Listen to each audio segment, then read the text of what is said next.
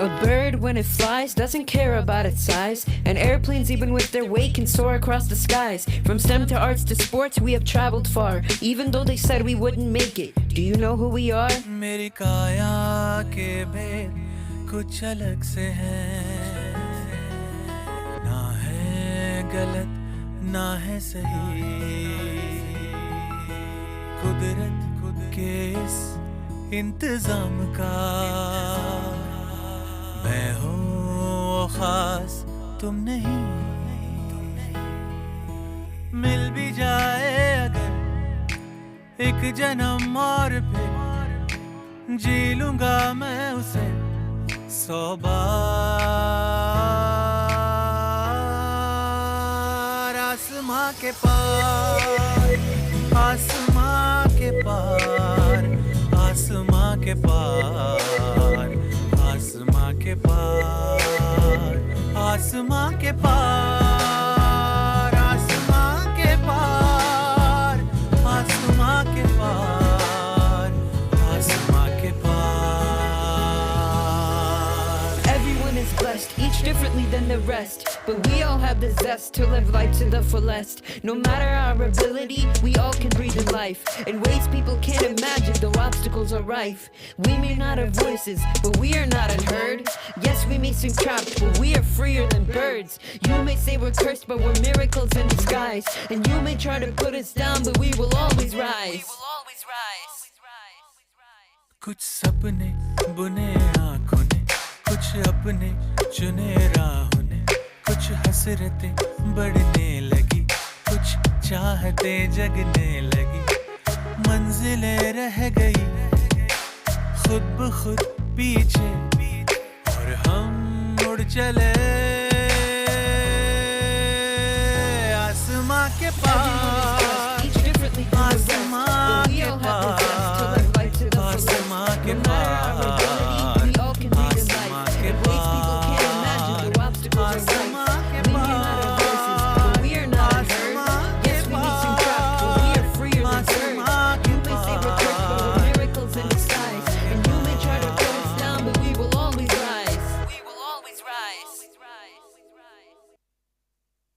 The renowned theoretical physicist Stephen Hawking once said, "My advice to other disabled people would be, concentrate on things your disability doesn't prevent you doing well, and don't regret the things it interferes with. Don't be disabled in spirit as well as physically." Hello everyone, my name is Justin Jesudas and I'm your host for today's Abilities Unlimited. A very hearty welcome to each of you to the 9th edition of India Inclusion Summit 2020. India Inclusion Summit is a volunteer-led initiative with a mission to make India inclusive. Every year, this has been an opportunity for the community around inclusion to come together. After 8 years being a physical event, this year it's going digital, spread across 4 different events across 3 different days. Over the past 3 weeks, we've successfully had Resilient Me, India Inclusion Summit Youth, and Celebrating Inclusion. Today, it is my proud privilege to present to you the grand finale of the India Inclusion Summit 2020, Ability Unlimited, where we acknowledge and bring together the community around inclusion, the corporates, social entrepreneurs, and NGOs. And now it is time for us to kick off the 2020 Ability Unlimited India Inclusion Summit with an inspiring performance by Miracle on Wheels, which is India's first inclusive therapeutic dance theatre promoting abilities of the differently able people, inspiring and transforming their lives by giving dignity, equality, empowerment through dance, theatre, and skill education. Presenting to you, Miracles on Wheels.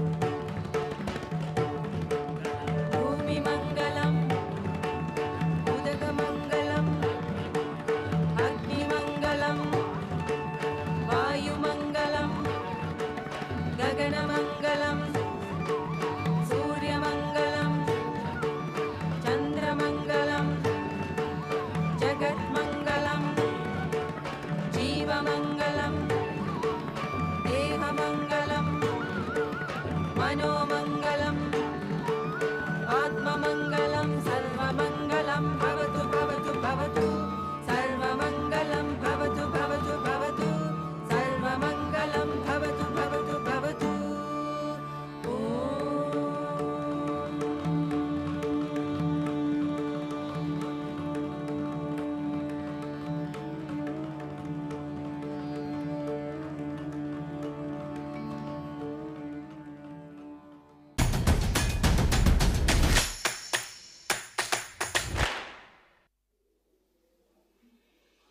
We all have ability. The difference is how we use it. As a society, when we celebrate ability, the possibilities are infinite. To know the reality of ourselves, we must be aware not only of our conscious thoughts, but also of our unconscious bias, prejudices, and habits.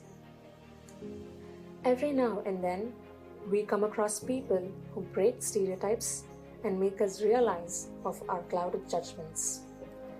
In 2009, Justin Jesudas met with a car accident that left him paralyzed neck downwards, a condition that anyone would otherwise believe being bedridden and confined to four walls.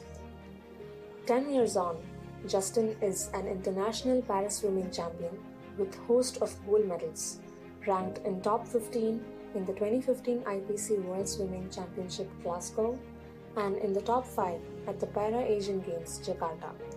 He is also a two-time national shooting champion, an alumnus of the prestigious Global Sports Mentoring Program, a US government sports diplomacy exchange program. He juggles this aspect of his life with a full-time job, and most recently, Justin quit his 2-decade corporate career to work in the disability and social space. Justin is a father of beautiful pair of twins and lives a colorful life.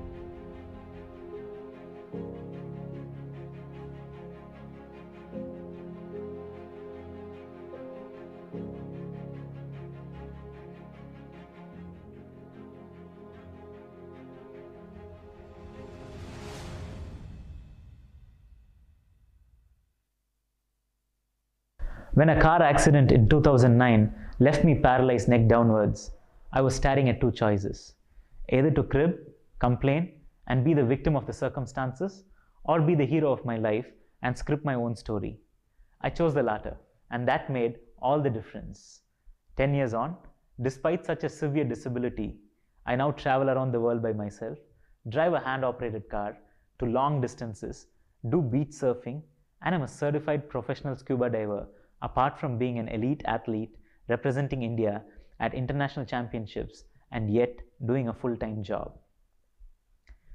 The first year and a half was a challenge, and as they say, all things are difficult before becoming easy. The first reaction to a situation like this is to ask, why me? I consciously steer away from this attitude because I never asked why me when I had a high-flying career, when I had a promotion, or when I bought a car. So why ask now? The hope and longing to walk again was there despite knowing the prognosis for spinal cord injury is always poor. Fortunately, I had a great family that became the hands and legs I didn't have. After a year and a half, it hit me so hard. There were two startling realizations. One was, why am I still focusing on things I can't control in my body? Why am I not focusing on my ability, which are my head, shoulders, and biceps? The second realization was, being bedridden, I wasn't living my life, and my family wasn't living theirs. They were 24/7 being around me. I decided to work on my strengths. Started working out on my upper arms very religiously. Nothing changed overnight, or over a week, or in a month. But in 3 months, for the very first time, I was able to get from my bed to wheelchair by myself using a transfer board. Until then, I was being lifted by 2 to 3 people. Thereon, I started setting goals and started working towards them. A key milestone in this journey was in 2012, when I decided I will get to driving again no matter what. At that time, it sounded crazy, with no control in my lower body and fingers not working. If at all I drive, I would have to use my shoulders and manipulate my non-performing assets like my palm and fingers. I got involved in researching and designing the adaptation for my car. If only you put your mind completely onto something and work towards it passionately, you'll be surprised with the results. I have now driven close to 100,000 kilometers, including long drives over 700 kilometers at a stretch. The tables started turning really now, and in a pleasant reversal of roles, I started taking my family out for shopping, outings, vacations, and from being completely dependent, we became interdependent. For me, it was a liberation of sorts. When I began to realize that I was getting functionally independent, I took to sports. In the beginning, it was only for fitness, and swimming was an obvious but scary choice. Obvious as water takes care of the weight, keeps my body temperature at check, but scary because of the risk of drowning. I wasn't trained to swim before my accident. No finger control to hold on something was risky. I still remember the first day at the swimming pool. The lifeguards were perplexed, totally apprehensive. With a little persuasion there, I was in the pool, but with a floater. That was the condition the lifeguards put in. Of course, the floater did its job. The courage I rubbed onto the lifeguards to remove the floater shaped the competitive swimming journey that I had after that. Thereon, what seemed like eternity to go from one end to another end of the pool, from there on I picked up and started doing 2 kilometers every day in 3 months' time. And that put the pathway for me to become an elite athlete. YouTube was my coach. I had no professional coach because they were not willing to train a 34-year-old person. And two, they didn't understand what a neck downwards paralysis would be. From there on, there was no turning back. Goals at state and nationals, qualifying for all international championships, and then for the World Championship, finishing in the top 15, at the Asian Games representing India and finishing in the top 5. I also picked up rifle shooting. The US government invited me for the foreign exchange diplomacy program. It all came along the way. If you ask me how I did all this, I didn't miss a day's training. Every day when I wake up, I had two choices. I can find reasons to disable myself and lie in the bed and start staring at the ceiling. Or I can find reasons to enable myself and seize the day. Of course, I chose the latter. My disability can be measured by the doctors, but my ability, nobody can measure. There is simply no limit for your abilities. We now have a panel that brings together stalwarts from the industry and NGOs to talk about how corporates, NGOs, and social entrepreneurs can bring their strength together in the space of disabilities. I'd like to introduce our moderator for the panel discussion, Rakesh Paladugula, who is a product manager at Adobe. Rakesh is a passionate accessibility specialist, advocate, and mentor known in the accessibility and disability space globally. Rakesh is a frequent speaker and panel member in many accessibility and disability events. He writes on his website, Maxability.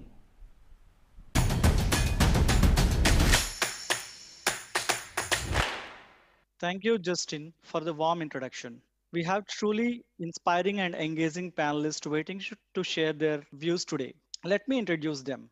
Padmavati Srinivasan, our first panelist for the day. Padmavati Srinivasan was affected by polio when she is 3 months old and lost her mobility below neck. Despite of her socio-economic and physical challenges, she has completed her chartered accountancy, cost accountancy, and had a master's degree in psychology. She started her career practicing and worked at Standard Chartered Bank, and currently she is working in Barclays Shared Services as vice president for transfer pricing. She volunteers at various organizations, including one for preventing suicide, as she is a trained psychologist. We will hear more when she speaks. A warm welcome, Padmavati. Pradhana Pratik Kaul. Mrs. Pradhana Pratik Kaul is co-founder of Giftable. Pradhana worked with IBM and I Volunteer. She is a cost marketer, motivational speaker, and consultant for diversity and inclusion. Her contributions to the industry has won various awards and accolades, including Social Entrepreneur of the Year by Nama Bengaluru Foundation, Best Social Entrepreneur by Hand in Hand, Top 3 Social Entrepreneurs by IIM Kolkata Innovation Park. Great to have you here, Pratana. Welcome. Harish. Harish Hande is a social entrepreneur. He co-founded Selco India in 1995 after holding a PhD in energy engineering from the University of Massachusetts Lowell. Later, he became the CEO of Selco Foundation in 2014. Harish won various awards, including the Ashoka Fellow in 2008, Max Essay in 2011, and the trustees of University of Massachusetts had awarded him the Doctorate of Humane Letters in 2011. It's our privilege to have you here, Harish. A warm welcome to you. We will be taking a few questions at the end of this session, and please send them across to us. Our email address is indiainclusionsummit@gmail.com. So we will start our panel discussion. The first question I have is to Padmavati. Hi, Padma. One of the barriers for persons with physical challenges is infrastructure or office premises. With the new normal work from home, I believe there is no infrastructure barriers as we are working from home in our own space. Do you have any inputs or thoughts on this? Thank you, Rakesh, and thank everyone for this opportunity. See, my thoughts on this would be, Rakesh, that yes, with the new normal and the world has become virtual, it has opened lots of doors for people like us, and definitely that's a very positive thing.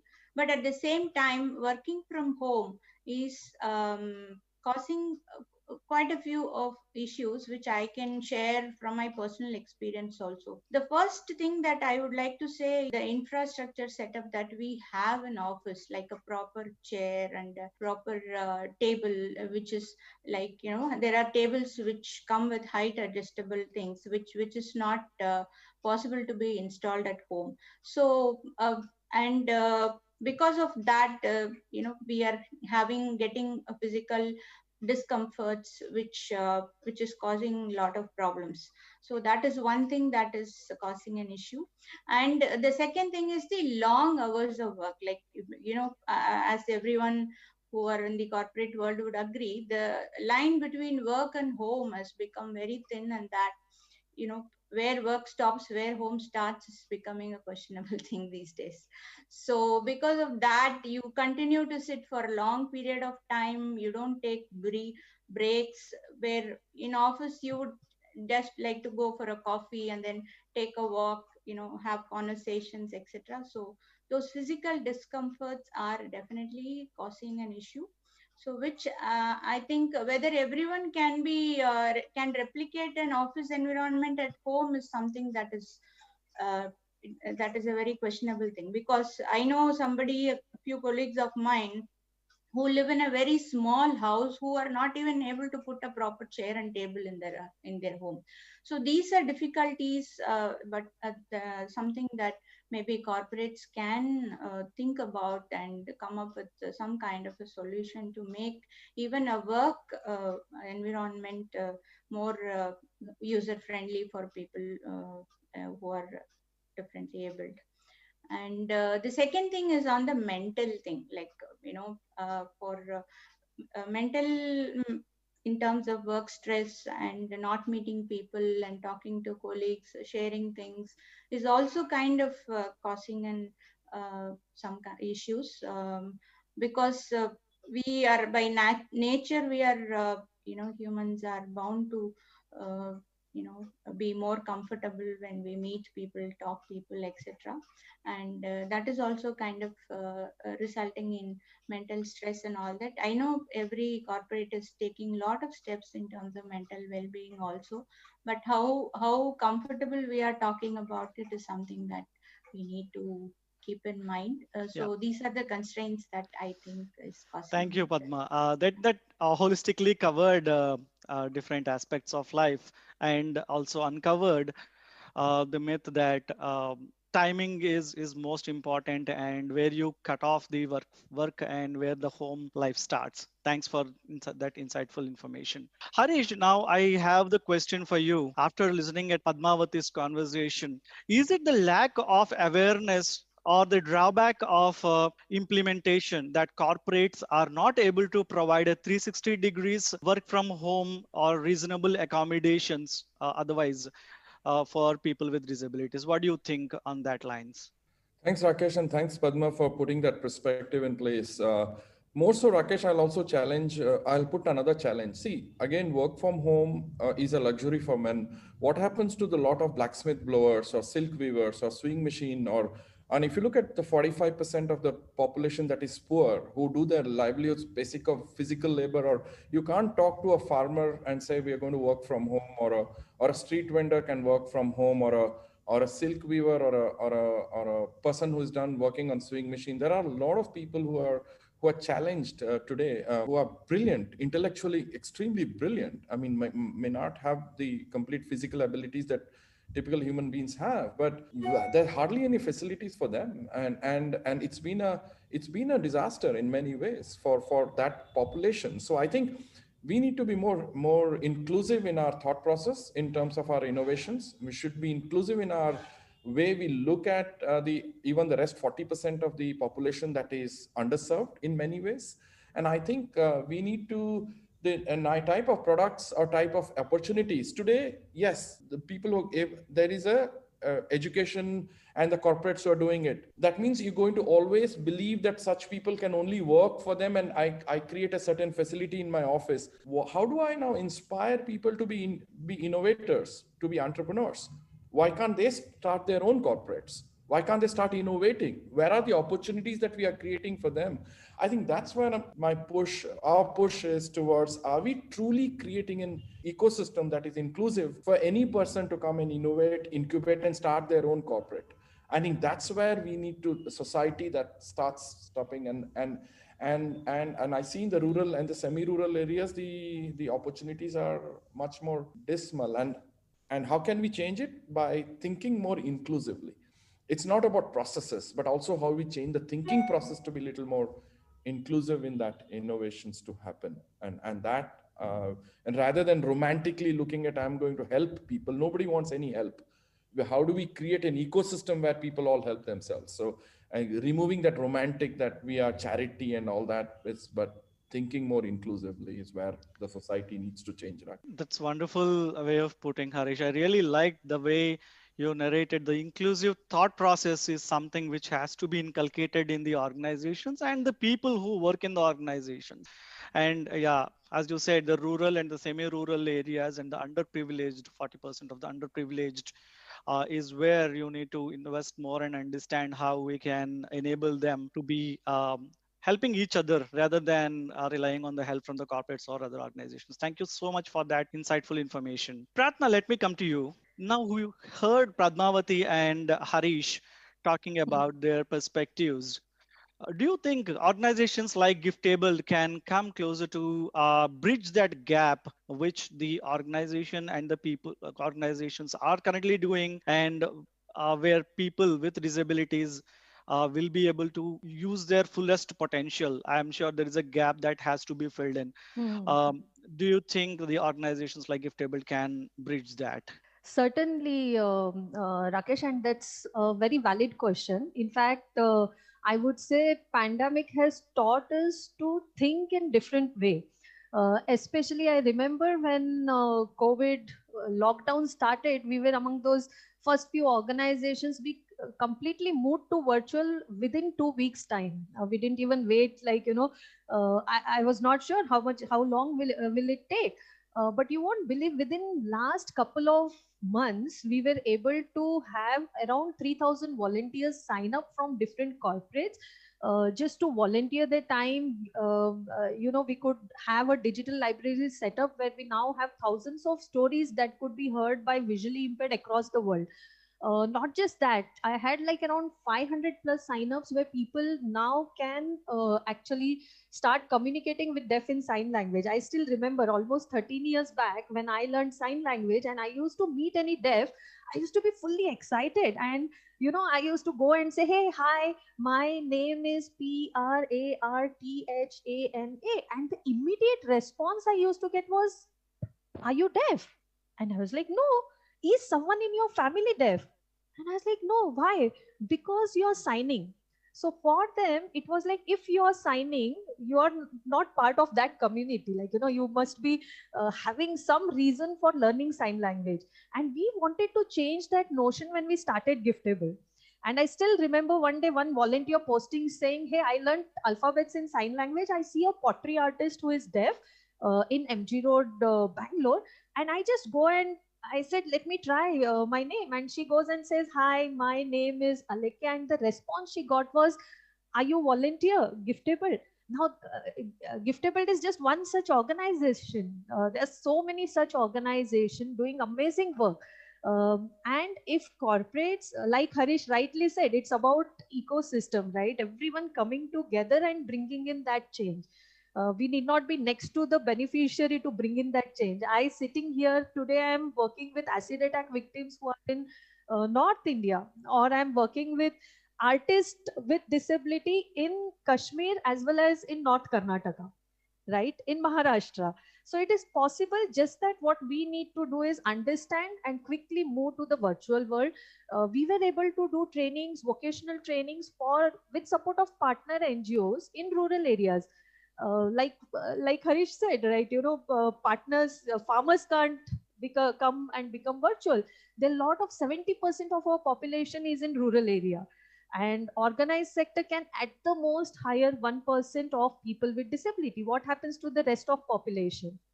Correct. So today we can proudly say, last month we had this order from Cisco where they said, hey, we want to recognize 900 employees sitting in 900 different locations.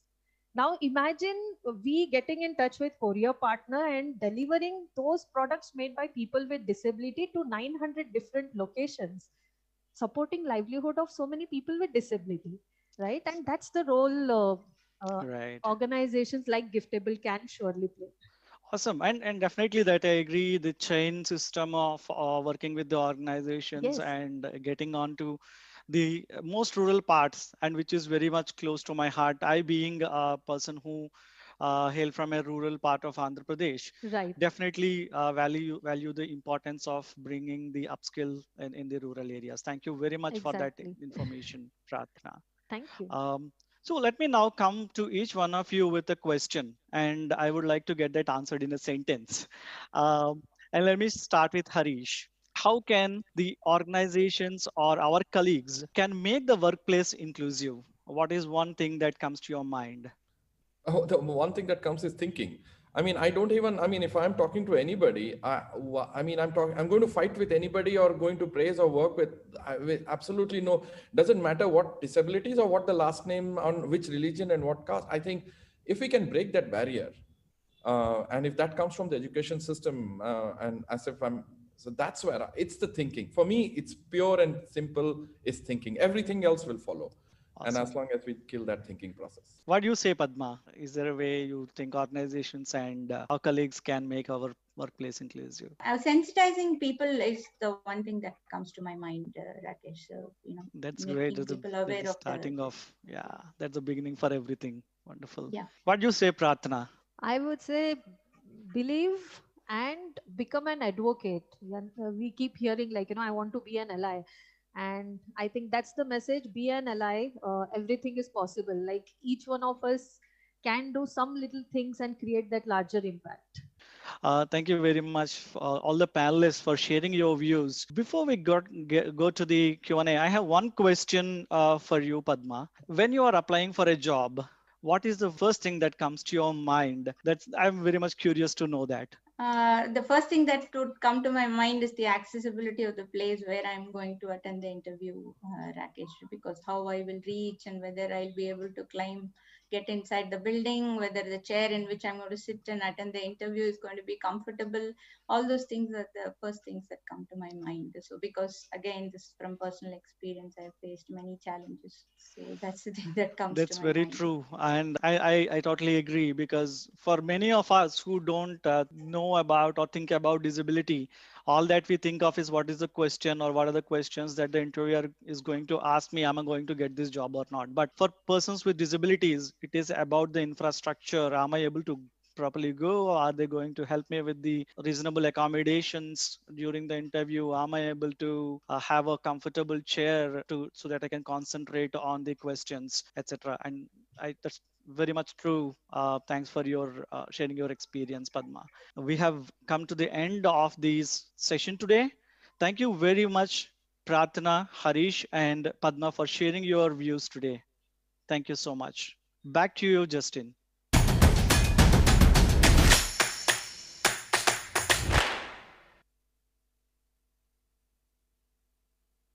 Thank you, Rakesh, Harish, Pratna, and Padmavati. Now, I want to introduce you to a new member of the IIS family. He is indeed one of our true spokespersons for inclusion. Hi, hello. My name is Inclu. Every name has a meaning, and Inclu is short for inclusion. Do you know what inclusion is? It's a very special word.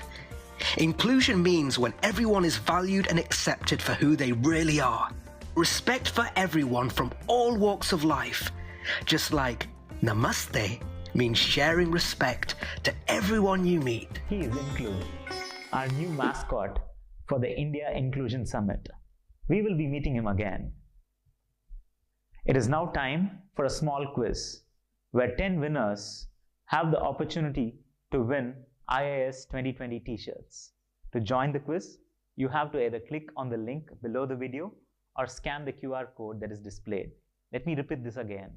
I would want all of you to join us on this quiz where you can win IIS 2020 t-shirts. And all you have to do to join the quiz is to click on the link below the video or scan the QR code that is displayed. Hurry, let us test your inclusion mojo. And while you're acing the quiz, we want to take you through a special initiative that India Inclusion Foundation had been driving to offer a platform for our young social innovators in the space of inclusion. And to talk about that, we have one of the architects and guru for this initiative, Anshu Gupta. Anshu needs a little introduction. Popularly known as the clothing man, Anshu, who started as a freelance journalist, left a corporate job in 1998 and founded Gunj with a mission to making clothing a matter of concern and to bring it among the list of subjects for development sector. An Ashoka Fellow and Global Ambassador, Anshu is creating a mass movement for recycling and reuse of tons of waste material by channelizing it from the cities to villages as a resource for rural development. I now invite Anshu to take us through the India Inclusion Fellow Program.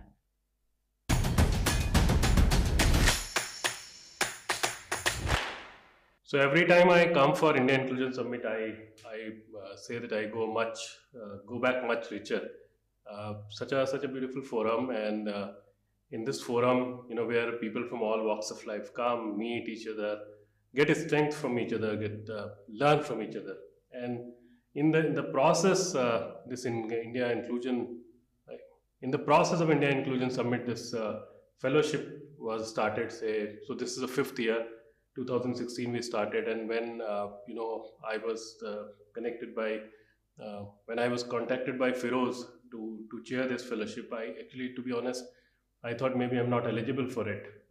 But then I just took it as a learning opportunity, because every year you end up meeting such beautiful people, such beautiful doers in this space, which I think I didn't know enough. I even today don't know enough, but still learning from the people. 2016 we started. The whole idea was that we choose the doers as fellows in this particular domain.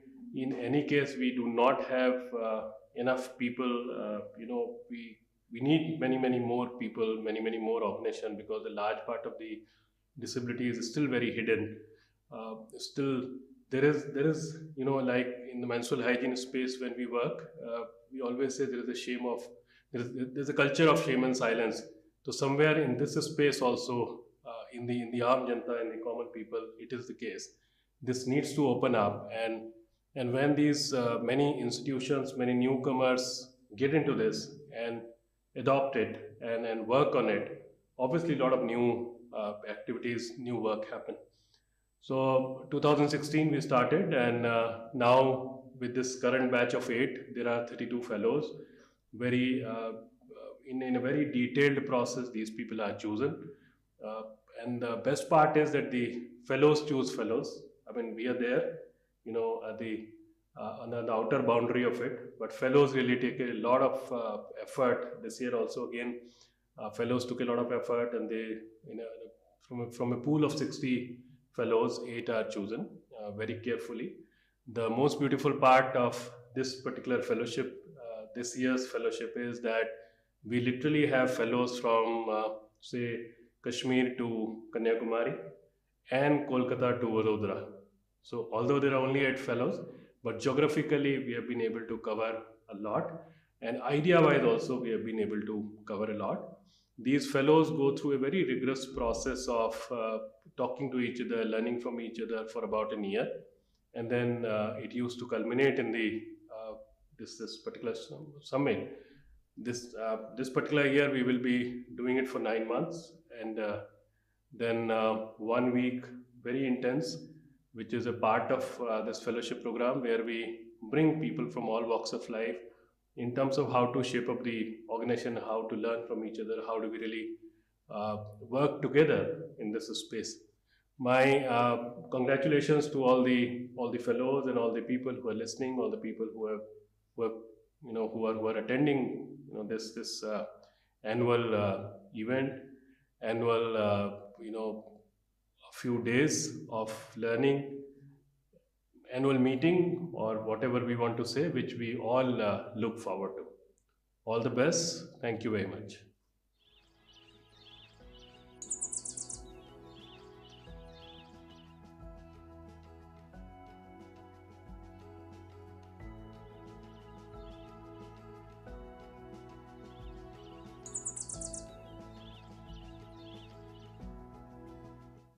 Hi, my name is Amanpreet Singh Chopra. I'm Shweta Runwal from Pune. I'm Suraj Santosh Kumar. My name is Ashwat. This is Shomita. I'm Tiffany Brar. मेरा नाम तारिक अहमद मीर है. My name is Padmini Chenna Pratibha. In our country, out of the total population of the deaf, only 1% have access to quality education. This is where, to fill this gap in learning, we come into the picture. We are building an interactive game-based learning platform for the deaf kids that will also act as a teaching aid for the teachers in special schools and will act as a home reinforcement tool for the parents at their home. People with special need get categorized by the A, B, C, D, E products. A, agarbatti, B, basket bags, candles, chocolates, diyas, envelopes. Tickle Your Art is a social enterprise, and it aims at bridging this gap when art made by self-advocates are integrated to make high-end personal and lifestyle products. At Tickle Your Art, we are starting with emphasizing inclusion through our products and be a familiar name in Indian homes and hearts. We believe the key to inclusion lies in breaking down communication barriers, and that's exactly what we've set out to do. At Sign Talk, we're building a gamified language learning platform to learn the Indian Sign Language. Our vision is to use Learn ISL and to give people a simple and fun experience while they're learning the language. Our focus area is on livelihood, health, and education for persons with disability and marginalized community. Our mission is to bring an ecosystem with the help of person with disability as a change agent. Through this ecosystem, we are bringing possibilities for people with disability and their family and reduce the barriers for their individual growth. Zenica designs clothes around people's physical needs and challenges, and it makes the clothes easy and quick to wear and as independently as possible. So it really gives people the right to choose and empowers them. हमारी organisation differently abled लोगों के बनाए हुए products जो shawls, stools, scarf, saris वगैरह हैं produce करते हैं। हमारी ऑर्गेनाइजेशन बनाने का मकसद ये था कि विकलांग लोगों को सोसाइटी में बराबर का हिस्सा नहीं मिलता था, और जब वो कोई काम करते थे बीच में उनका जो मिडल मैन होता था वो उसकी ज़्यादा पैसा खा रहा था। तो उस चीज़ को ख़त्म करने के लिए हमने डायरेक्ट उनके प्रोडक्ट को मार्केट तक लाने की कोशिश की है। How can we use sports as a tool for development to advance disability rights? Today, without investing any money, we have been able to educate a community of persons with disabilities in India who themselves are reaching out to people in the last mile villages of the country. And so as an evolving organization, we are focused on advancing disability rights using research, education and advocacy as our primary tools. I'm blind, so what? I have many other capabilities. And through my initiative, the Jodhar Gamaya Foundation, I wish other blind people also to focus on their capabilities, not on their disabilities. I started as a mobile blind school, going from door to door in search of blind people, bringing them out of the four walls of their houses, empowering them, instilling in them confidence, training them in technology in all its latest forms.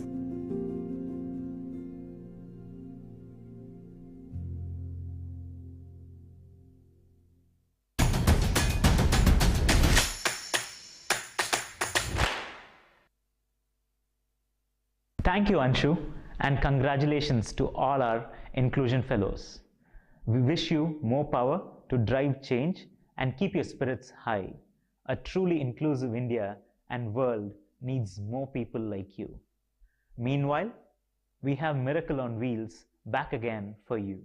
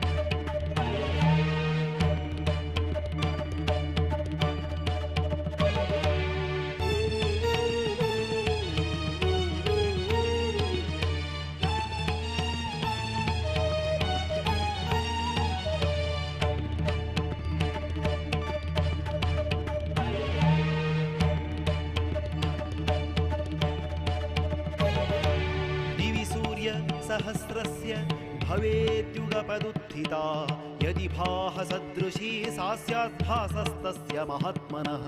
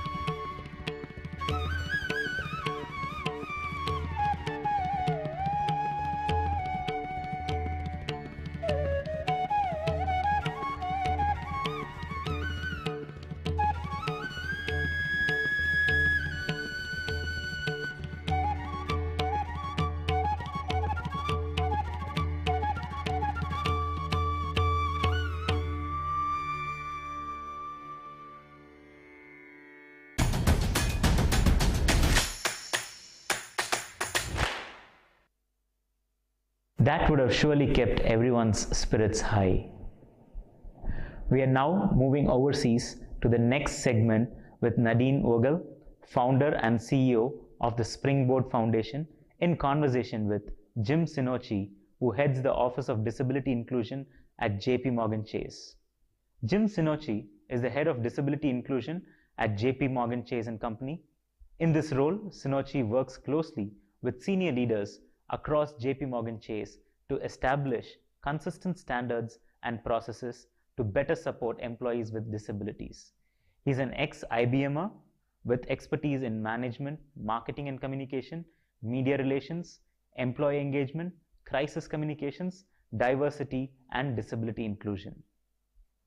Nadine O. Vogel is the CEO of Springboard Global Enterprises, which is home to Springboard Consulting, Disability Mama, the WIP Group, and the Springboard Foundation, which is an affiliated charity. Springboard Consulting works with corporations around the world to mainstream people with disabilities in the global workforce, workplace, and marketplace. They also produce the world-renowned Disability Matters Conference and Awards Gala.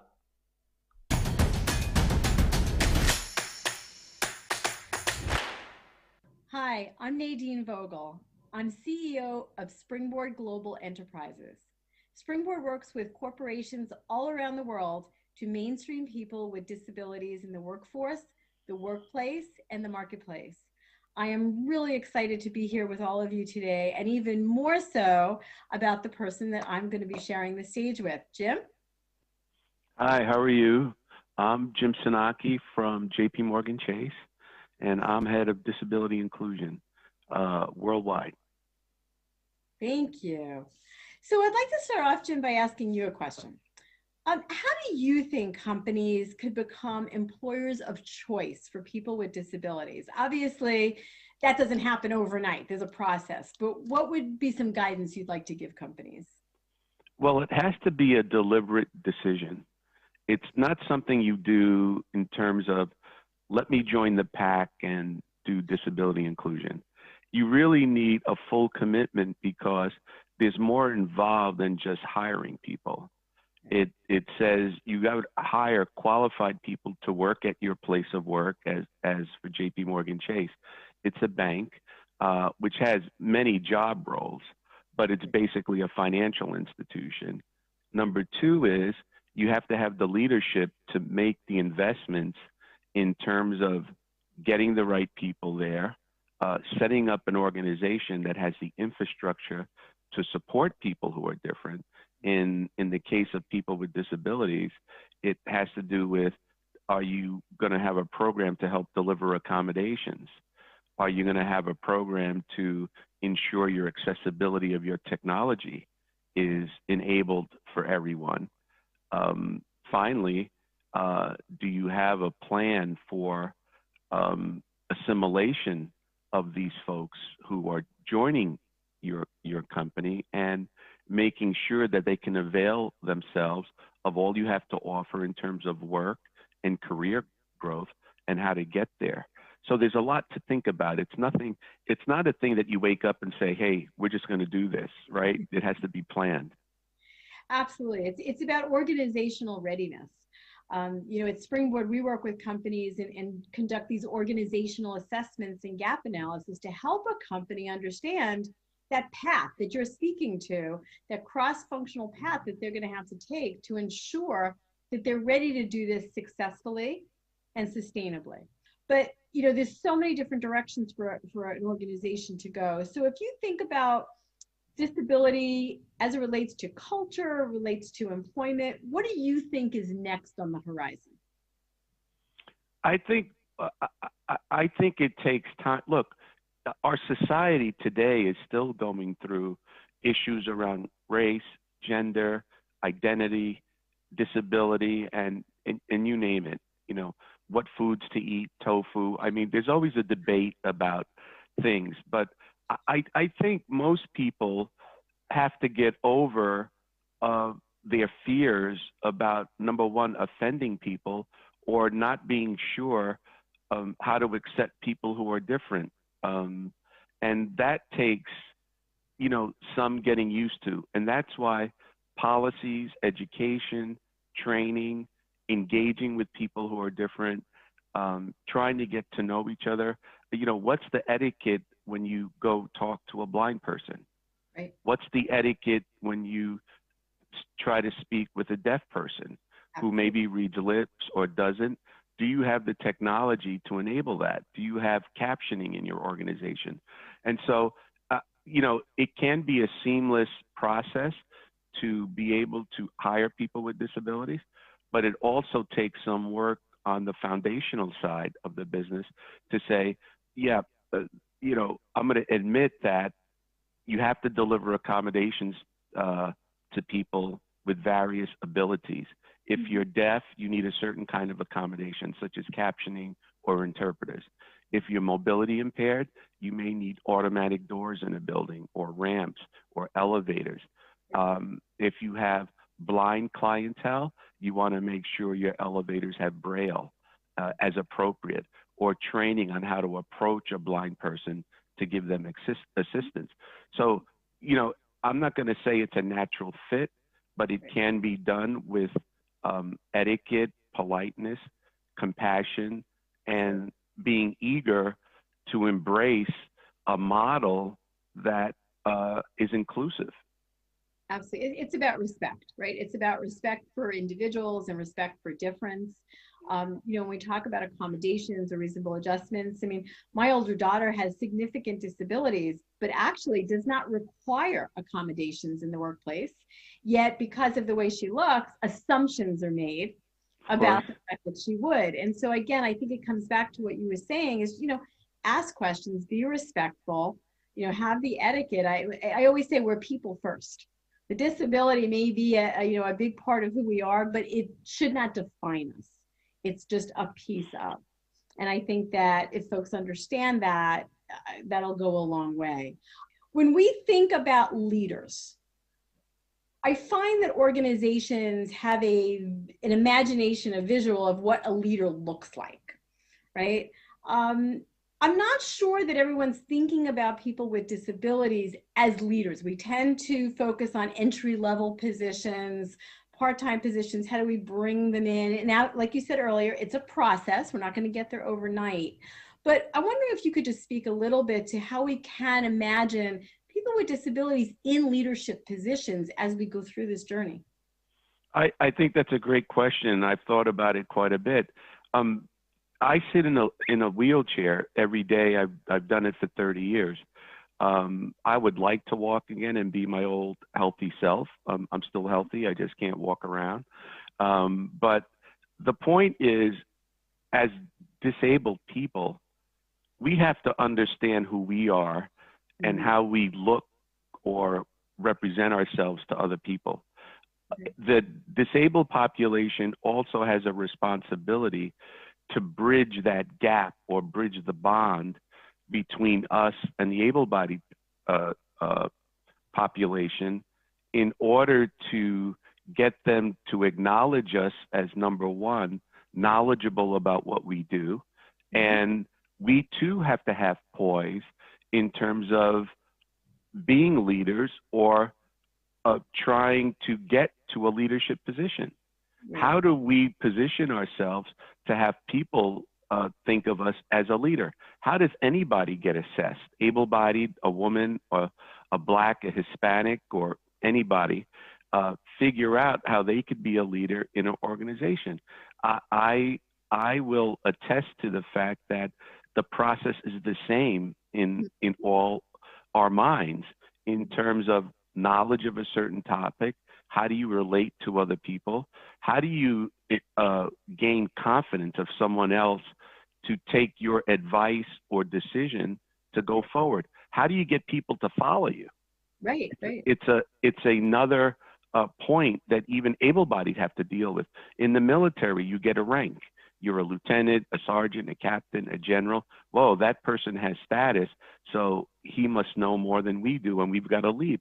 It's the same thing in business. If you're a manager, an executive, a managing director, a vice president, a chairman, you're a leader, but people follow you because of what you help the business accomplish, what you help people accomplish. So it's almost an illusion in terms of our bodies, representing leadership, but it's really all in our minds, how we think about ourselves on each other. Do you care about people? Do you look out for other people's goodwill? Those are some of the attributes of a leader. Let's say you have the business acumen, but what do you have on the people side, on the relationship side? So people with disabilities have to learn to carry themselves that way as well. And I think we're more similar than different, but our humanity does two things. It either brings us together or it'll keep us apart. And we see that on so many levels. I think so. Ability, right? I look forward to having more conversations. I want to thank everyone for allowing Jim and I to present and share with you today, and we wish you a wonderful rest of your event. Thank you.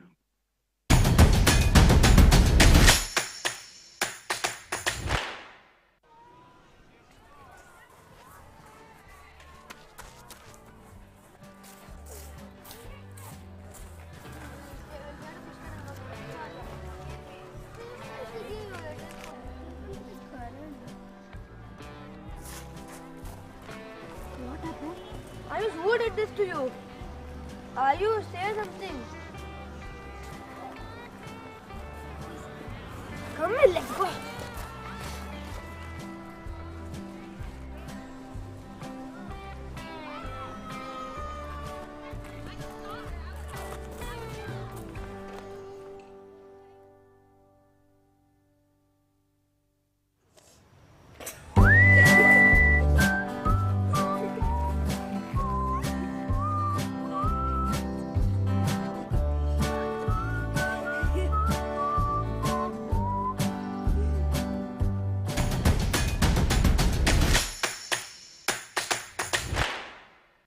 Thank you, Jim and Nadine, for your thoughts on how driving inclusion at workplace. As a quadriplegic myself, I absolutely appreciate Jim's insights to creating inclusion and workplace equity. I'm sure a lot of corporates would have benefited from Jim's valuable insights. We now move on to the next segment to hear about technology for inclusion, for which I introduce Dr. Sujata Srinivasan. Sujata Srinivasan is a professor in the Department of Mechanical Engineering and heads the TTK Center for Rehabilitation Research and Device Development at IIT Madras. Her research focuses on applying mechanism design and movement biomechanics to develop functional and affordable assistive rehabilitation devices for people with movement disability. Professor Sujata has nearly 30 years of experience in her field, including 8 years in the US industry. She's a 1992 alumna of IIT Madras and joined its faculty in 2008. She has co-authored over 50 refereed journal and conference publications and is co-inventor of 29 patents. She is also the founder of NeoMotion, a startup on assistive devices incubated at IIT Madras.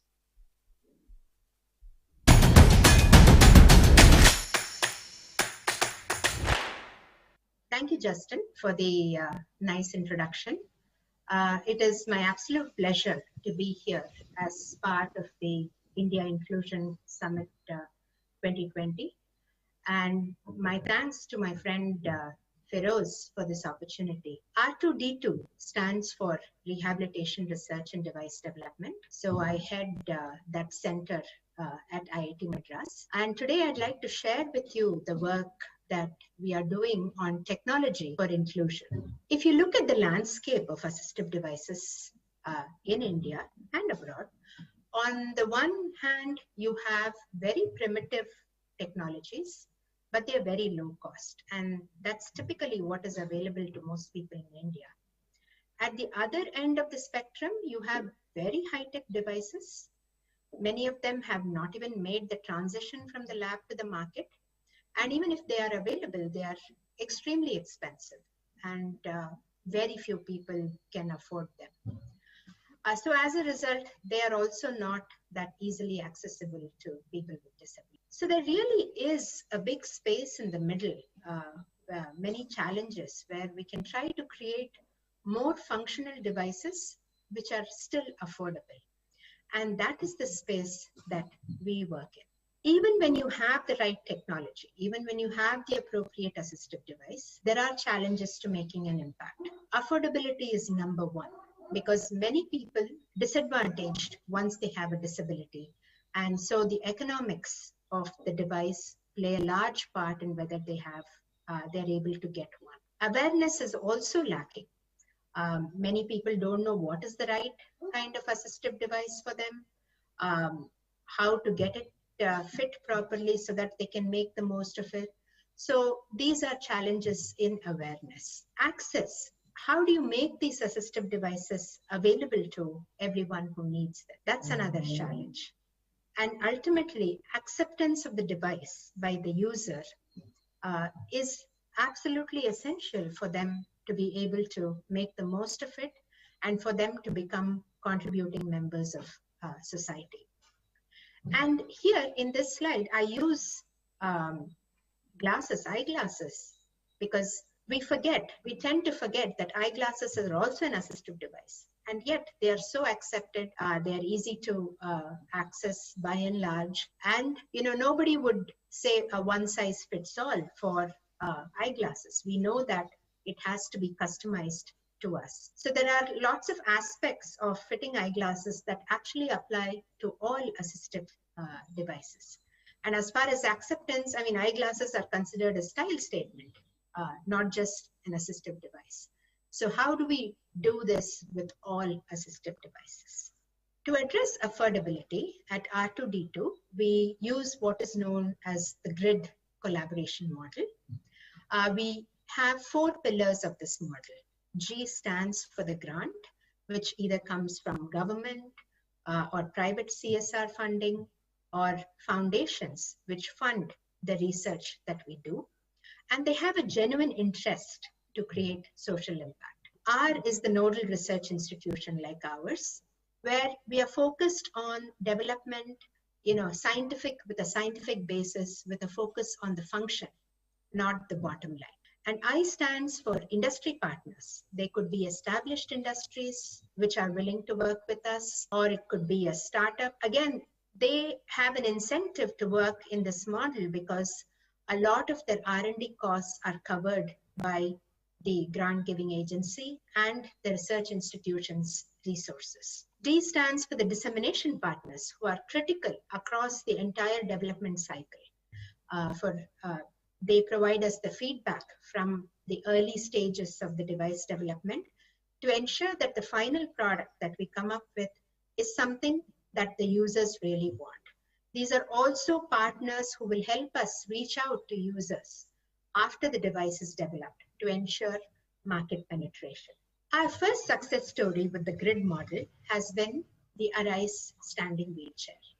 For the development of IIS, The Wellcome Trust provided the grant. Phoenix Medical Systems in Chennai was our industry partner, and R2D2 brought all these partners together. For dissemination, we had individual users, rehab centers, hospitals like CMC Vellore, the Association for People with Disability, Spinal Foundation, Amar Seva Sangam, a number of partners, dissemination partners, who helped with the development of this device. I'll now play a video of Arise, which will tell you a little bit more about how the device works. So Arise is a wheelchair with an integrated standing mechanism. It was developed to address the problems associated with prolonged sitting for wheelchair users. After about 5 years of development, it was launched last November, in November 2019, with our industry partner, Phoenix Medical Systems. And it's a wheelchair that enables the person to shift from the sitting to the standing position by themselves with their own effort without any external support. It enables them to be more functional, and it's also suitable for outdoor use and on uneven terrains. So the idea is to improve not just the functionality, but also the psychological aspect, the benefits of standing, provide those to wheelchair users. One of the most moving moments, the usage of Arise, was during the launch when we played the national anthem, and the Arise wheelchair users were also able to stand for the national anthem. And it was very emotional for them as well, and for all of us, because for many of them, it was the first time they were able to stand for the national anthem after their injury, some of them after many years.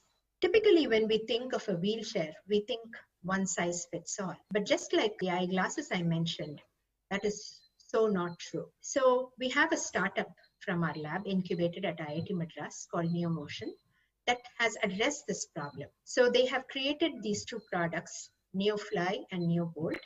NeoFly is a fully personalized wheelchair that is prescribed after taking into account the person's health, lifestyle, and needs, environment.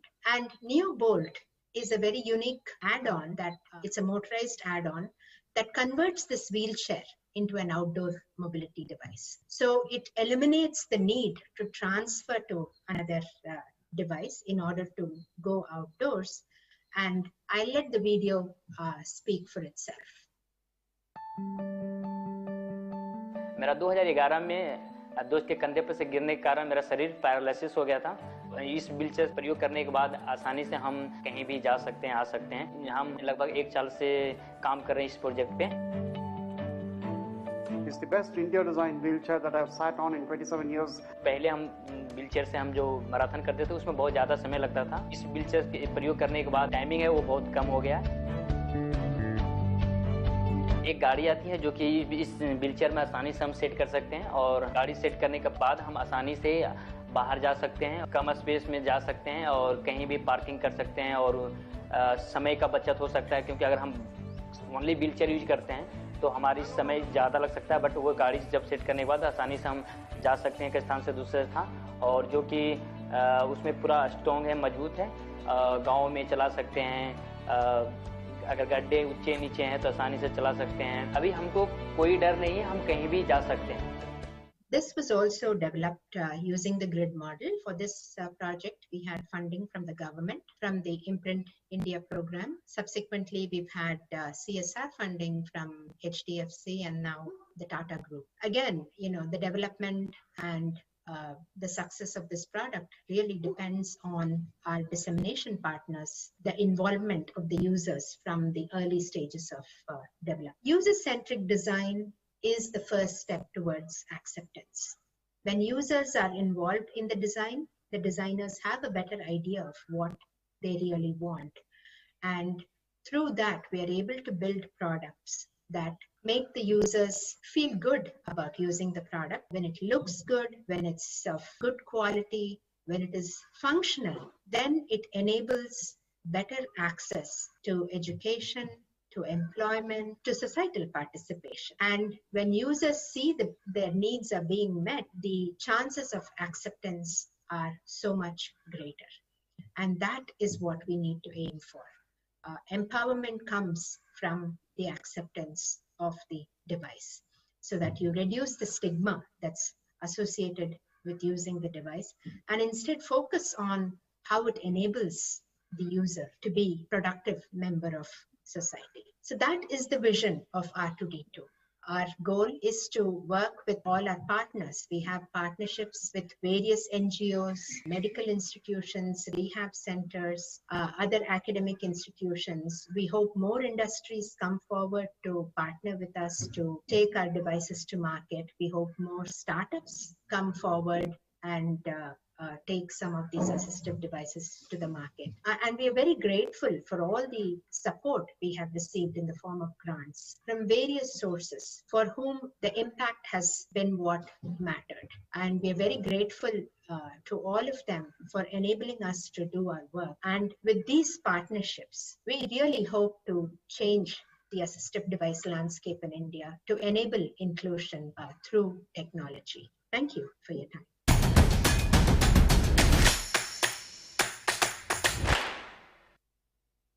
Thank you, Professor Sujata Srinivasan. As a wheelchair user myself, assistive devices have played a huge role in my functional independence. I wish NeoMotion the very best. India Inclusion Summit has been known to showcase unsung heroes and provide a unique platform for people with disabilities. It gives me great pleasure to introduce to you our unsung hero, Karthik Dubai from Chennai, whose story is something beyond spectacular.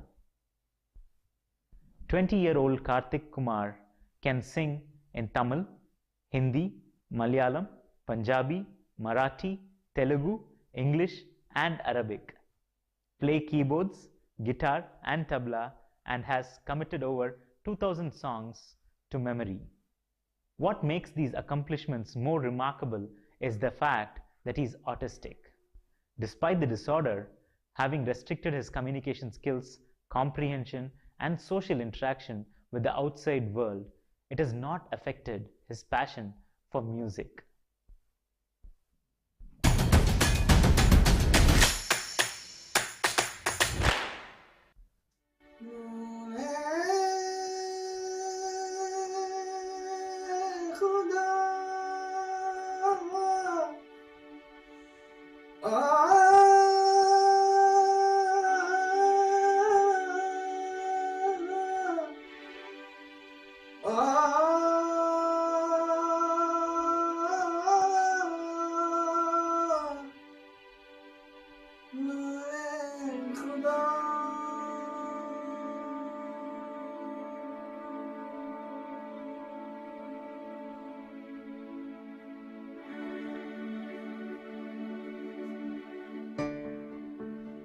अजनबी मौत है, खौफ हर हाल है, हर नजर में धुआं छा गया, भर भर में जाने क्या खो गया, आसमां जल्द है, आहें भी जल्द है, रंग से साया जुड़ा हो गया,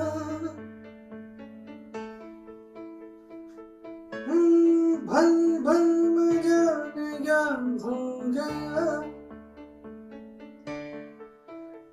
सांस रुक से गई, जिस्म चल सा गया, तुझे ख्वाबों के मंजर पे तेरा जहां चल दिया,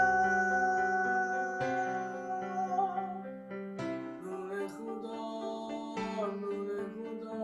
तुमको छुपा है हमें ये पता, नूरे खुदा क्यों ना हमसे न सुने मेरा,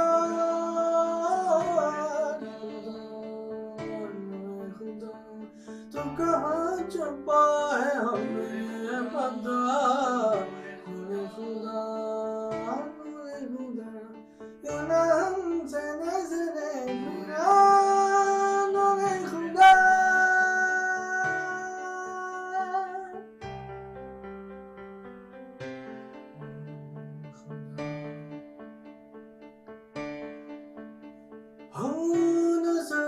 아름 farmahide aadi nadaram hojagahide जलती हुई तन्हाइयाँ उड़ती हुई परछाइयाँ कैसे उड़ी हवा छाया या के जज़्बा जम सी गई वक्त थम सा गया टूटे ख्वाबों के मंज़र पे तेरा जहाँ जल दिया नूरे खुदा तू कहाँ छुपा है हमें पता नूरे खुदा क्यों ना हमसे नजरें मिला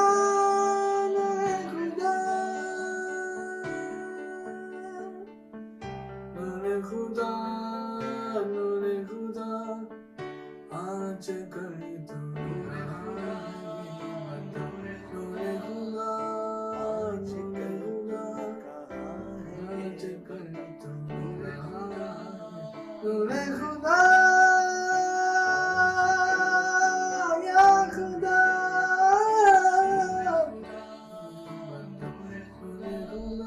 नूरे खुदा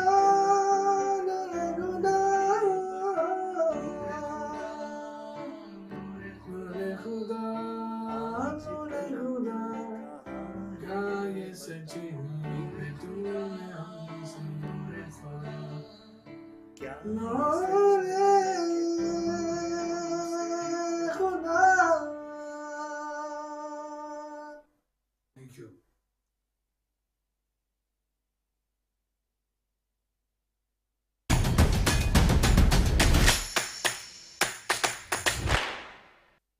Thank you, Karthik, for those melodious songs, and looking forward to seeing you spreading more joy to others.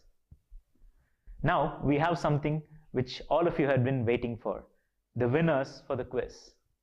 For those of you who are curious about the answers, the answer for the first question is 85%. Only 15% of disabilities are visible, of which only 2% concern people in wheelchairs. For the second question, dyslexia was the disability for the child in Tare Zameen Par. Do you know that Thomas Edison, the famous inventor, had dyslexia? Edison's inventions include the electric light bulb and the motion picture. So was Tom Cruise, the famous actor. He never finished high school, although he had the ability to memorize his lines and perform on both the stage and screen. And the answer to the third question was Gujarish, where Hrithik Roshan played the role of a former magician who's a quadriplegic. Thank you all for the active participation. The IIS team will be reaching out to all the winners. Watch out in your emails. Now it is time for us to move to one of our highlights for today, where we have IIS co-founder VR Feroz in conversation with Windsurf, the father of internet, and Rishad Premji, the chairman of Wipro.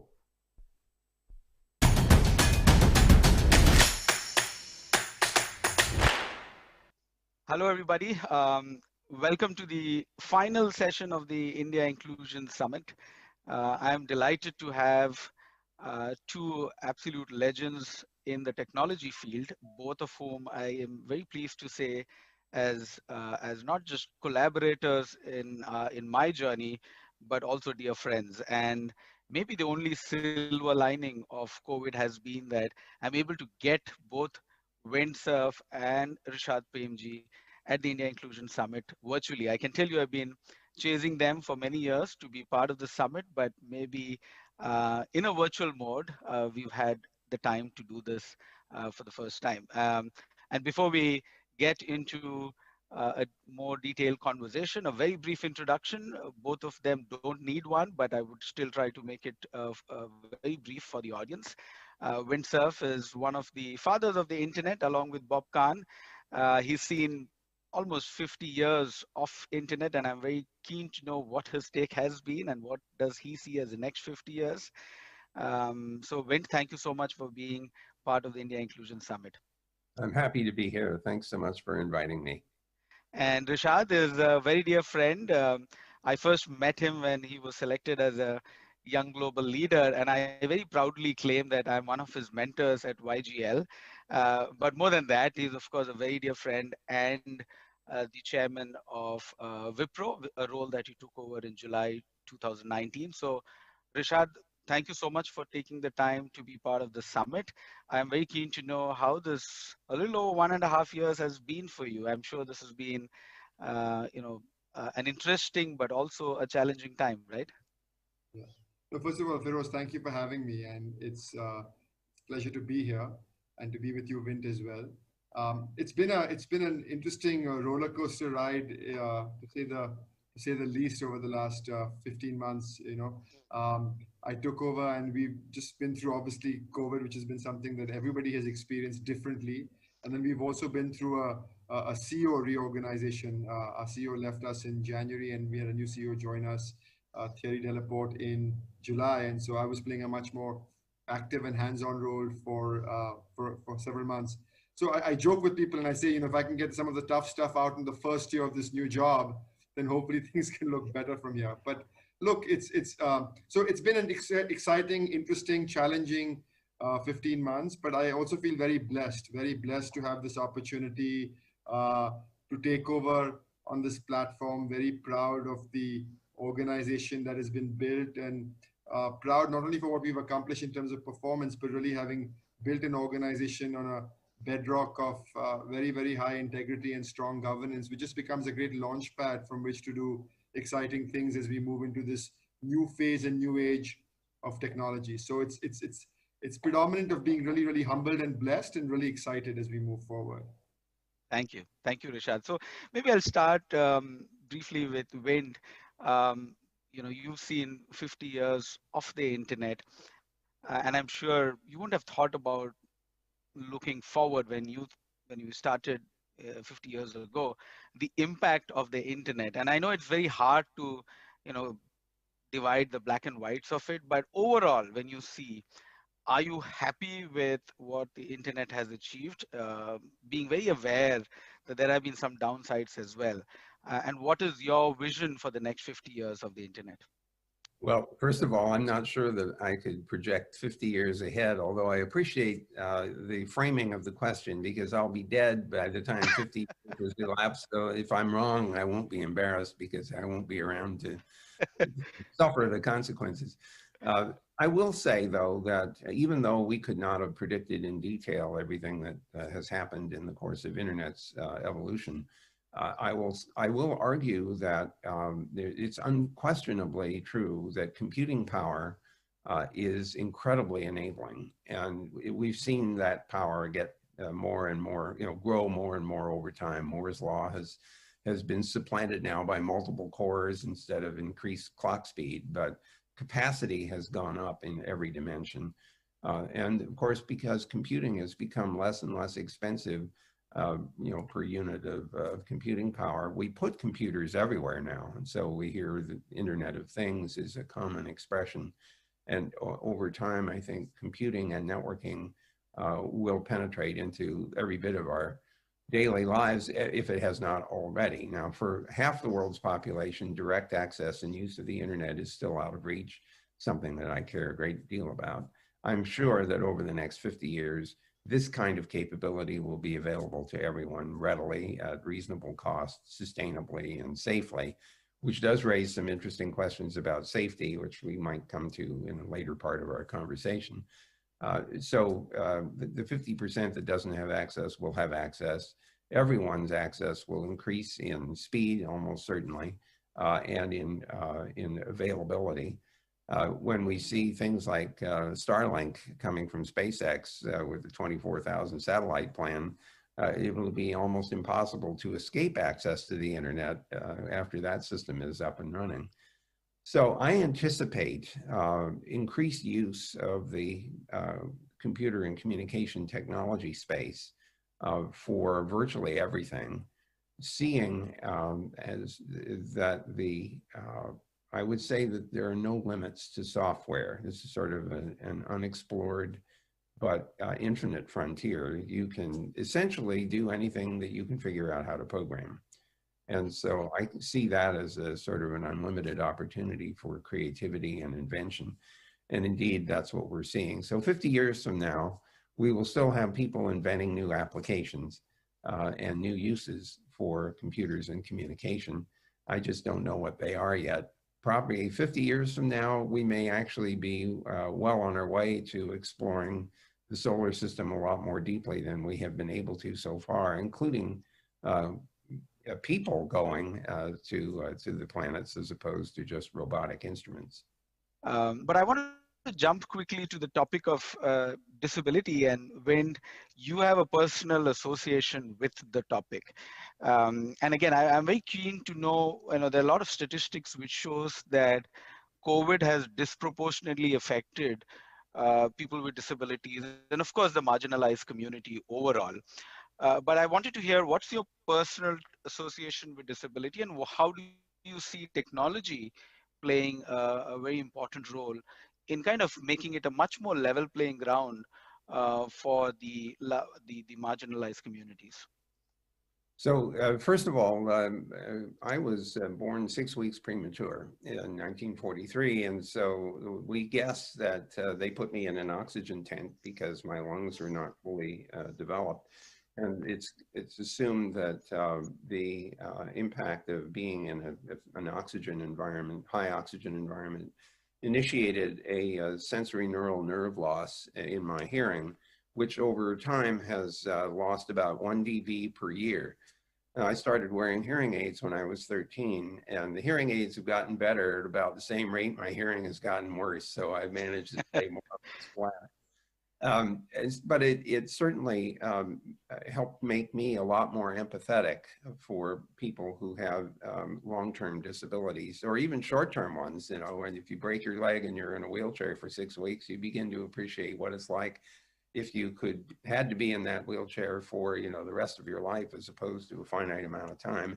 Everyone has experienced some disability, if only short-term. It's like flying in an airplane and landing and your ears are all stuffed up, and you begin to see what it's like to be deaf or hard of hearing. So I've been very lucky that technology has allowed me to participate in the hearing world in a more or less normal way. My wife has a much more dramatic story to tell. She was born with normal hearing, but when she was 3 years old, she caught spinal meningitis, which it produced a really, really high temperature, like 105 or 106 degrees Fahrenheit. And it destroyed the ciliary hairs inside of her cochlea, which are the means by which sound is transduced into neural pulses, and the brain recognizes that as sound. So for 50 years, she was profoundly deaf. She had to lip read. She didn't learn how to sign. She raised a family, went to college, got her degrees, went to work in an entirely silent world. And then at age 53 in 1996, she discovered cochlear implants by going out on the net, which was very satisfying for me, and doing some search. And discovered that Johns Hopkins University in Baltimore had specialists who could do cochlear implants. So she went up to be tested, and they said, yes, your auditory nerve is still okay. It's just that the little ciliary hairs aren't there. We could do an implant, which they did, and it was absolutely dramatic. It's a 45-minute outpatient operation. She came back to the hospital after a couple of weeks after the surgery, and they turned on the speech processor, which is a little thing about the size of a mobile. And within 20 minutes of programming it, she picked up the phone and called me. Now, you have to understand, we've been married for 30 years and had not been able to use the phone. And so this was a very dramatic moment. The conversation wasn't all that deep, but it was very powerful thing. By the time I got home, I discovered that I couldn't get her off the phone. She was a 53-year-old teenager. Any calls that came in were fine, including, people calling to sell, products and services. Now, at the time, I was the senior VP of engineering at MCI. And so AT&T called her to see if she would like to switch her phone service to AT&T.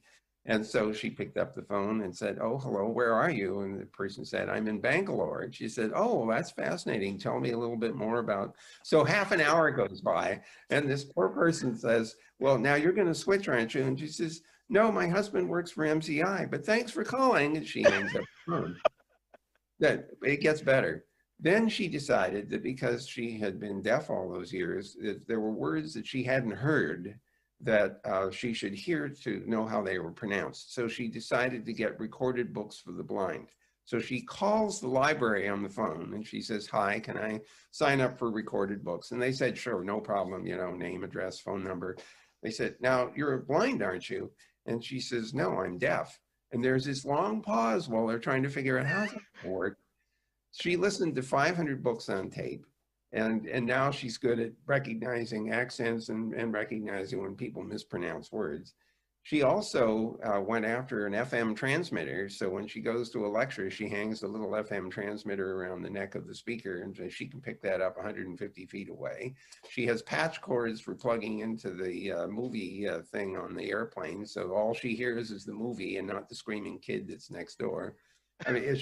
I mean, she's invested heavily in all kinds of assistive technology. These same discussions, same kinds of stories could be told for other kinds of assistive technology.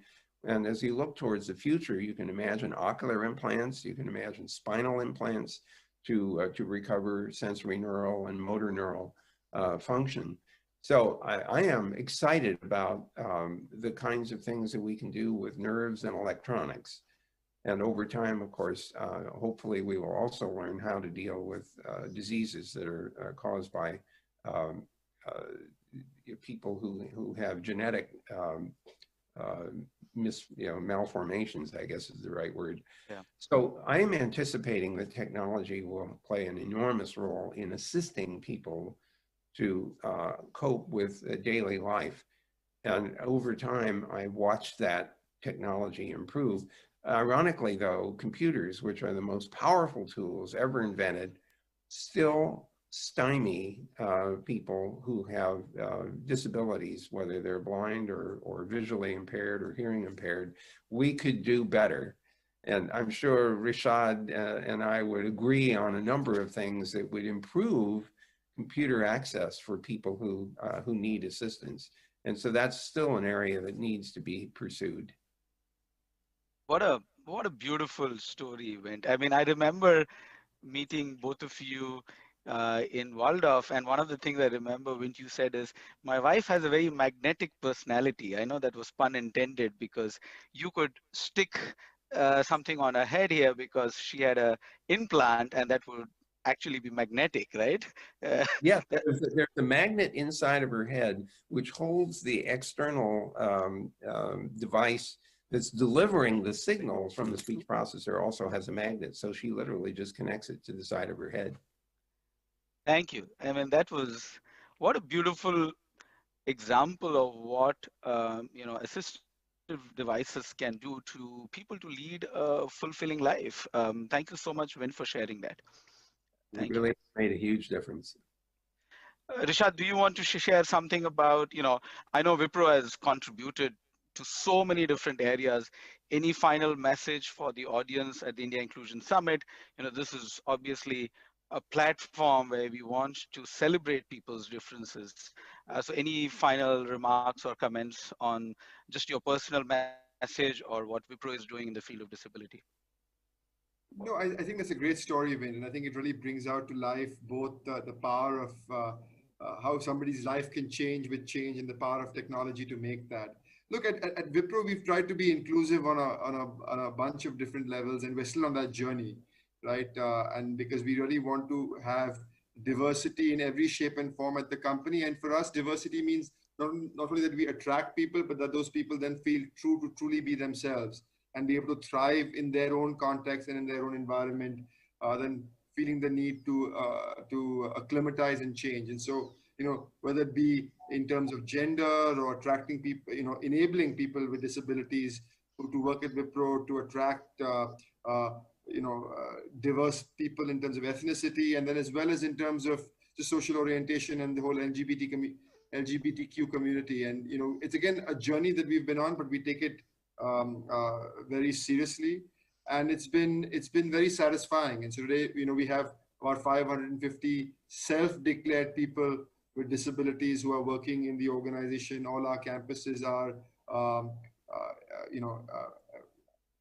disability accessible, and accessible, and and we've seen as productive a workforce as anywhere else in terms of any other kind of person that joins the organization. So we want to be as inclusive and as open to people as we can be, and we continue to strive in that effort. And so it's an important agenda both at every level in the organization, including at our board level, in terms of diversity and inclusion. And I think I would just encourage organizations, that there are other organizations out there, to give it the importance that it deserves, because it doesn't only make for doing the right thing, but I think it also makes for a richer organization in terms of bringing in ideas that are very, very different from your own, bringing in people with experiences that are very, very different from your own. I'll just share a quick story. I was about 18, 20 months ago, when I think about diversity, I frankly very shallowly thought about diversity from the perspective of metrics.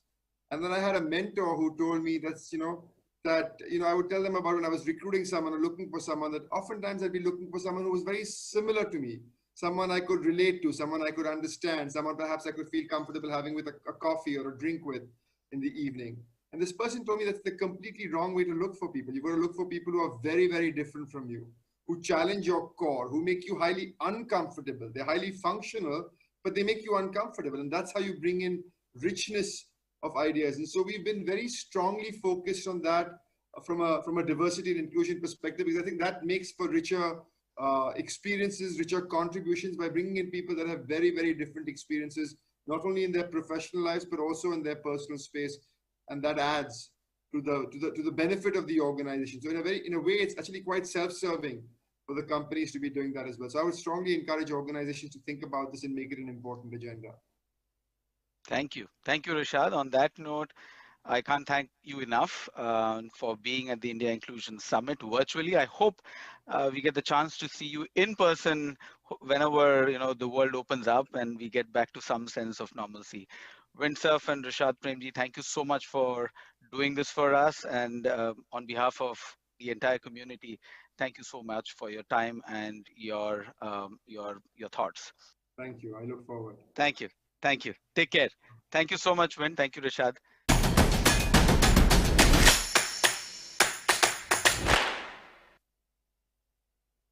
Thanks, Rishad and Win, for being champions of inclusion. A movement to make our world an inclusive place will require collective efforts from everyone. And there is a huge part that influencers like you can play. And now, I'd like to invite my friend Inclu back with me on the stage to share his message for inclusion. I dream that we live in a truly inclusive world where everyone can have fun, feel safe, and be happy. It's a big job, but if we all work together, it can come true. Will you join me in my journey of making India and the world inclusive? Thank you, Inclu, once again. With that, we are coming to an end of today's event, Ability Unlimited, and also to India Inclusion Summit 2020. I'd like to thank all of you for joining us today and for other IIS 2020 events and programs like the Resilient Me, IIS Youth, Celebration of Inclusion, the Art for Inclusion, and the Inclusion Fellowship. We'd also like to thank the people with disability, the caregivers, the speakers and performers, and the larger community for inclusion, which includes corporates, NGOs, social entrepreneurs, policymakers, and all the others for joining hand in propelling this movement towards an inclusive India. Special thanks to our legions of volunteers who had made India Inclusion Summit 2020 possible in a challenging year to accelerate the movement towards inclusion. I'm Justin Jesudas. On behalf of India Inclusion Summit, I wish everybody goodbye au revoir, kudafis, aloha, adios, and namaste. See you in 2021.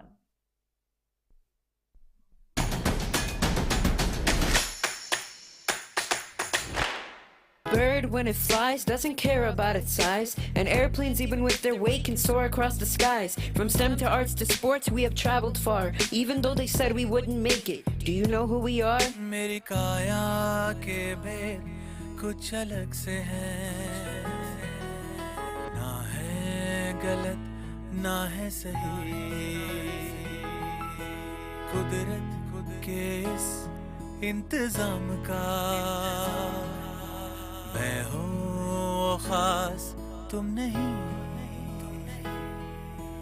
मिल भी जाए अगर एक जन्म और फिर जी लूंगा मैं उसे 100 बार। आसमां के पार, आसमां के पार, आसमां के पार, आसमां के पार, आसमां के पार, आसमां के पार, आसमां के पार, आसमां के पार। Everyone is blessed, each differently than the rest, but we all have the zest to live life to the fullest. No matter our ability, we all can breathe in life in ways people can't imagine, though obstacles are rife. We may not have voices, but we are not unheard. Yes, we may seem trapped, but we are freer than birds. You may say we're cursed, but we're miracles in disguise. And you may try to put us down, but we will always rise. कुछ सपने बुने आँखों ने, कुछ अपने चुने राहों ने, कुछ हसरतें बढ़ने लगी, कुछ चाहते जगने लगी, मंजिलें रह गई खुद ब खुद पीछे और हम मुड़ चले आसमां के पार, आसमां के पार,